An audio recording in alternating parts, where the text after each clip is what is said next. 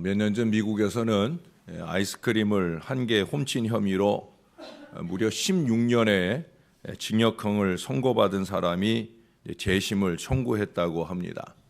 사실 아이스크림 하나 훔쳐먹고 16년형이라고 하면 좀 너무 엄중하지 않은가, 좀 심하지 않는가 하는 그런 생각이 들기도 하죠.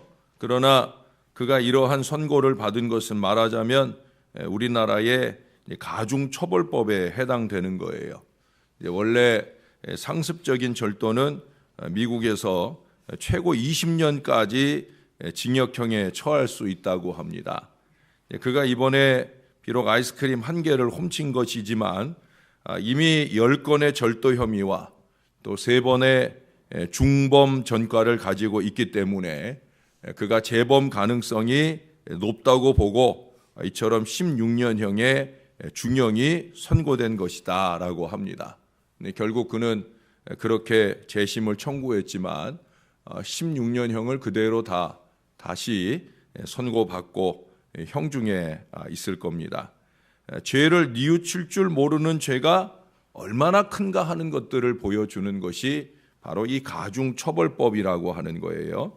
제가 전에도 아담과 하와가 에덴 동산을 쫓겨난 것은 선악을 알게 하는 나무의 실과를 따먹었기 때문이 아니다. 그것보다는 자신들의 죄를 뉘우치고 회개할 줄 몰랐다. 오히려 그 죄를 자기 아내인 하와에게 또는 뱀에게 그 죄를 전가하려는 그 뻔뻔함의 결과다. 그런 말씀을 드린 적이 있어요. 정말 그렇습니다. 지난 주일에도 회개 없음이 완전 실패라 하는 취지의 말씀을 드렸죠. 저나 여러분 누구나 실패할 수 있고 실수할 수 있지만 그보다 더 큰 문제는 그 실패를 뭉개고 앉아 사는 게 더 문제라는 말씀을 드렸어요. 그것은 완전 실패다. 여러분, 하나님께서는 죄 자체도 문제지만 그 죄를 전심으로 뉘우칠 줄 모르는 것을 더 문제 삼으십니다. 회개에 대해서 그 죄를 용서하실 준비가 항상 되어 있으셔요. 그렇지 않다고 하면 예수님을 이 땅에 보내실 이유가 없으시죠. 예수의 십자가를 통해 우리의 모든 죄가 씻겨질 보장을 갖고 계신 우리 주님이시기에 그 하나님께서는 죄의 부끄러움을 알고 나무 뒤에 숨은 이 아담과 하와에게 이런 희망을 보고 기다리신 거예요. 이미 다 알고 있지만 내가 어디 있느냐. 그들이 지금 죄 가운데 있는 걸 알고 계시지만 그들이 스스로 그 죄 가운데 있는 것을 깨닫고 나오기를 간절히 바라면서 그들에게 어디 있느냐 물으신 거예요. 사실 회개는 부끄러움이 아니에요. 회개하지 않는 게 부끄러움이에요. 많은 사람들이 이걸 모르고 살아요. 회개는 자존심이 상하는 게 아니에요. 회개하지 않는 게 자존심이 상하는 거예요. 자격지심으로 뭉개고 앉아 사는 게 그게 문제지 회개하는 것은 절대 문제가 아니에요. 부끄러움도 아니라는 거예요. 여러분, 오늘 본문에 보면 대조적인 두 부류가 등장을 하죠. 15절에 보면 유월절기를 지키기 시작하면서 이 제사를 맡은 제사장과 레위 사람들이 부끄러워하고 있는 걸 봅니다. 그들은 누구보다 최선을 다해서 그 절기 준수를 지켜내지 못하고 잠시라도 이 절기가 지켜지지 못한 것을 자신들의 죄로 통감하면서 지금 부끄럽게 여기고 있는 거예요. 사실은 제사장들의 문제가 아니었잖아요. 아하스 같은 이 무지한 왕이 앞장선 사람이 잘못해서 성전문을 닫아버리고 절기 준수를 금지한 이 아하스 왕 같은 사람 때문에 어쩔 수 없이 야기되었던 일이잖아요. 그런데도 불구하고 그 왕께 그 모든 죄를 전가하고 뻔뻔하게 예배를 주관했던 것이 아니라는 거예요. 그들의 오늘 모습은 어때요? 자기들이 목숨을 걸고라도 이 신앙 수호를 이뤄내지 못한 그 뉘우침이 더 커서 그래서 부끄럽게 여기는 거예요. 부끄럽게 여기고 뉘우치고 회개하고 다시 더 성결함으로 나아가려고 노력하는 거예요. 아마 그래서 그들은 그렇게 더욱더 정성껏 자신들의 일을 감당했는지 모르겠어요. 우리가 토요일 날 본 대로 레위인들이 제사장보다 더 성심으로 그 일을 했다. 사실은 레위인들은 제사장보다 죄가 더 없는 거거든요. 왜? 이미 제사장 직무를 다 감당하고 지난 나이이거나 아니면 제사장직을 감당하기 어린 나이이거나, 그러니까 실제적으로 유월절기가 안 지켜진 것에 대한 책임이 오히려 더 없는 사람일 수 있다는 거죠. 그럼에도 불구하고 그들은 절절하게 하나님 앞에 회개하는 아름다운 모습을 보이고 있다는 거예요. 그래서 22절에 보면 히스기야가 여호와를 섬기는 일에 능숙한 모든 레위 사람들을 위로하였다라고 말씀하고 있어요. 히스기야가 볼 때에도 느껴지는 거죠. 지도자가 볼 때 참 이 절절한 회개의 마음을 가지고 최선을 다하는 그들의 그 모습들이 느껴지는 거예요. 한두 달 사이에 통달의 수준까지 회복하는 일이 쉽지 않았겠는데 그런 인정을 받고 위로와 격려를 받은 그 모습, 그만큼 회개하는 마음으로 정성을 다했다라는 걸 보여주는 거예요. 이런 뉘우침으로 스스로를 성결하게 하고 제사 주간에 힘썼기 때문에 그들은 17절에 보시면 미처 성결하게 하지 못한 그런 사람들의 그 부정을 씻는 일에 더욱더 관심을 집중하는 걸 보게 됩니다. 그러나 여러분, 그러한 제사장들의 열정에 아랑곳 없이 거기 18절에 보면 북이스라엘 쪽 사람들 가운데 자기들을 깨끗하게 하지 아니하고 유월절 양을 먹어 기록한 규례를 어긴 사람들이 있어요. 어제 우리가 10절에서 이미 이 보발꾼들을 통해 전해진 하나님의 말씀을 조롱하며 비웃었던 무리들이 있죠. 언제든지 같은 무리들이 같은 죄악들을 답습하는 걸 봅니다. 그 어리석은 이스라엘, 거기에도 거명되었던 사람들이 에브라임, 므낫세, 스불론, 이런 사람들이 오늘 18절에도 에브라임, 므낫세, 이사갈, 스불론, 바로 그런 사람들이 똑같은 죄를 반복하는 거예요. 똑같은 어리석음을 반복하는 거예요. 문제는 뭐예요? 그걸 깨달을 줄 모른다는 거죠. 깨달았으면 그러지 않았겠죠. 그야말로 부끄러움을 모르는 사람들입니다. 너무 오래 신앙 정서에서 떨어져 있어서 절기를 지킨 기억이 아득하여서 말씀대로 살아본 기억이 전혀 없어서 그래서 아무 생각 없이 유월절 식탁에 참여하고 불신앙적인 어리석음을, 하나님의 말씀을 거침없이 범하는 이런 어리석음을 범하게 되어진다고 하는 거예요. 그러나 여러분, 그렇다고 해서 죄가 없다고 할 수는 없는 일입니다. 그래서 오늘 지도자 히스기야는 이들 이 어리석은 무리들의 죄를 씻기 위하여 하나님 앞에 무릎 꿇습니다. 무릎 꿇고 또 무릎을 꿇어요. 하나님, 사하여 주옵소서. 그들의 죄를 자신의 부끄러움으로 끌어안아요. 그들을 용서해 달라고 간절하게 매달립니다. 사하옵소서, 사하옵소서. 반복해서 이 기도로 하나님께 매달리는 걸 보게 됩니다. 자신들의 죄를 스스로도 부끄럽게 여기지 못하는 이 사람들을 위해 중보적 부끄러움 속에 기도하는 이 히스기야의 아름다운 신앙을 보시고 오늘 하나님께서 그들의 그 모든 죄를 기꺼이 사하시는 걸 보게 되어집니다. 20절에 보면 여호와께서 히스기야의 기도를 들으시고 백성을 고치셨더라. 할렐루야. 하나님의 풍성한 긍휼을 봅니다. 어리석은 그들은 여전히 자기의 죄를 깨닫지 못하고 있을 수 있을 거예요. 그러나 지도자 히스기야의 이 간절한 눈물과 무릎 꿇음에 하나님의 마음이 감동되었다는 거죠.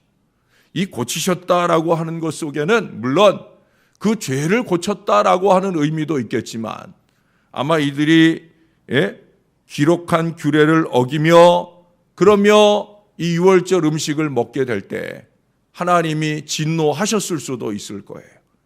그것으로 인해 그들 가운데 크고 작은 어려움들이 임했을 때 하나님께서 그 모든 것까지도 고치시는 은혜를 주셨다 하는 말씀이 바로 이 의미 안에 들어있다고 여겨집니다. 부족한 종도 늘 그렇게 히스기야처럼 무릎 꿇으려 노력합니다. 때로는 많은 눈물을 쏟게 하는 무릎 꿇음으로 그렇게 주님 앞에 무릎 꿇습니다. 깨닫고 돌이켜 말씀대로 믿음대로 살아보려고 몸부림치는 교인들도 있고 또 그들과 함께 하지 못하는 아쉬운 마음들이 있기 때문에 하나님 앞에 그렇게 무릎 꿇으려 합니다. 여러분, 예수님께서 십자가 위의 부끄러움을 기꺼이 감당하심은 바로 우리네 인간들이 하나님 앞에 부끄러움을 깨닫고 인정하지 않기 때문이 아니었습니까? 우리 기독교는 부끄러움을 아는 종교예요. 그것을 인정하고 하나님 앞에 내놓으며 용서받는 종교예요. 그래서 눈물이 부끄럽지 않은 종교요, 눈물로 통곡으로 회개함이 아름답게 보여지는 신앙, 그것이 저와 여러분이 몸담고 있는 바로 이 기독신앙이에요. 기독신앙은 그리스도 중심 신앙이고 기독신앙은 예수님의 십자가의 의미가 무엇인지를 아는 신앙이에요. 이 자리에 있는 여러분들 중에 어느 누구도 예수님의 십자가의 의미를 모르는 사람은 아무도 없을 거예요. 예수님이 십자가를 왜 지셨어요? 부끄러움을 알고 회개하는 자들의 그 죄가 용서받도록 하기 위해서 십자가를 지신 줄로 믿습니다. 믿습니까? 이거 믿으시잖아요. 그러니 우리가 부끄러워하며 죄를 끌어안고 뭉개고 살 일이 아니죠. 더 이상 주님을 십자가에 현저히 못 박는 어리석음을 범하지 않을 믿음의 결단을 위해서 우리가 뭉개고 있던 그 죄를 청산하고 씻어내는 이 거룩함이 우리에게 있어야 된다는 거예요.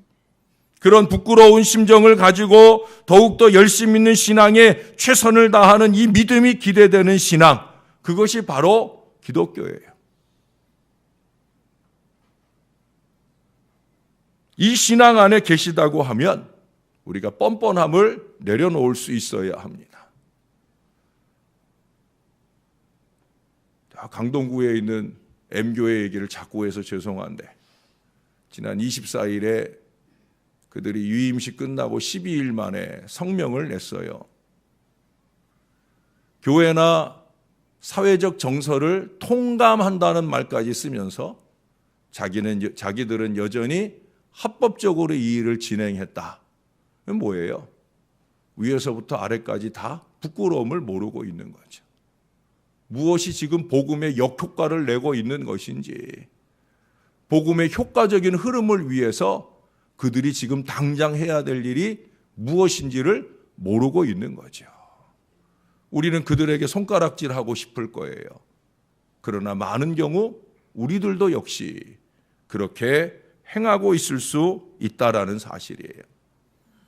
스스로는 성결하다면 이 히스기야처럼 중보적 부끄러움이라도 느끼면서 더욱더 겸손히 행할 수 있어야 합니다. 제가 그래야 되고 우리가 그래야 되는 거예요. 그게 십자가 위에 예수를 따르는 우리의 삶이어야 되는 거예요. 내가 죄인이로소이다. 내 탓입니다. 이것이 형식적 넋두리가 아니라 진실된 삶의 고백일 수 있어야 된다는 거예요. 그래서 위로받기보다는 위로할 수 있는 그런 자리로 나가야 되는 거예요. 우리는 실족시킨다라고 하는 것에 무거운 죄를 모르고 살아요. 연자맷돌을 가지고 지고 깊은 바다에 던지우는 것보다 던지우게 된다는 사실을 모르고 살아요.